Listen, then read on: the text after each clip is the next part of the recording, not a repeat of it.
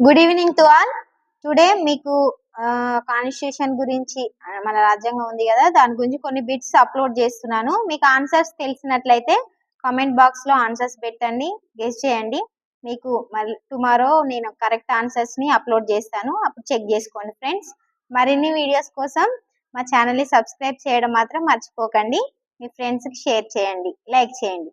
Okay friends, first question చూడండి. రాజ్యాంగ రచన సభ ఏర్పాటు చేసిన కేంద్ర అధికారాల కమిటీ అధ్యక్షుడు ఎవరు? 1 KM Munshi, 2 Jawaharlal Nehru, 3 NG Ayyangar, 4 VT Krishnamachari. Next question. రాజ్యాంగ రచన సభ చర్చల్లో మున్షి అయ్యంగార్ సూత్రం దేనికి చెందినది? 1 భాష, 2 కేంద్రాధికారాలు, 3 రాష్ట్రాల అధికారాలు, 4 న్యాయ వ్యవస్థ. 3 రాష్ట్ర రాజ్యాంగ కమిటీ రచనా సభ అధ్యక్షుడు ఎవరు? 1 గోవింద్ వల్లభ్ పంత్, 2 వల్లభాయ్ పటేల్, 3 పట్టాభి సీతారామయ్య, 4 కేటి షా. 4th question. ఉమ్మడి పబ్లిక్ సర్వీస్ కమిషన్ అధ్యక్షుడిని ఎవరు నియమించెదరు? 1 రాష్ట్ర గవర్నర్, 2 భారత రాష్ట్రపతి, 3 ప్రధానమంత్రి, 4 భారత ఉపరాష్ట్రపతి. 5వ క్వశ్చన్.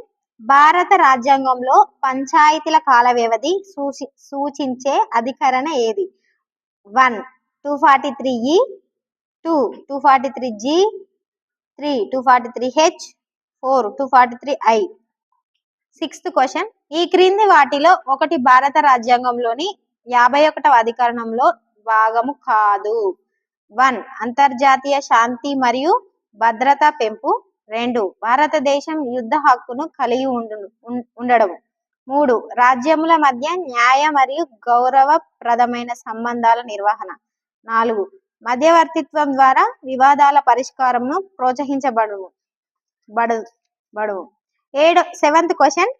ప్రాథమిక హక్కులలో భాగంగా చేర్చిన సమానత్వపు హక్కుకు సంబంధించి రాజ్యాంగంలో ఎన్ని అధికరణలు కలవు? 1 6, 2 4, 3 5, 4 3. 8th question. ఏ వాద్య తీర్పులో విద్యా హక్కును 21వ అధికరణంలో భాగంగా సుప్రీంకోర్టు చేర్చినది? ఏ ఏకే గోపాలన్ వాద్యము, బి మేనకా గాంధీ వాద్యము, 3 నవతే జయసింగ్ జోహార్ వాద్యము, 4 ఉన్ని కృష్ణన్ వాద్యము. 9th question.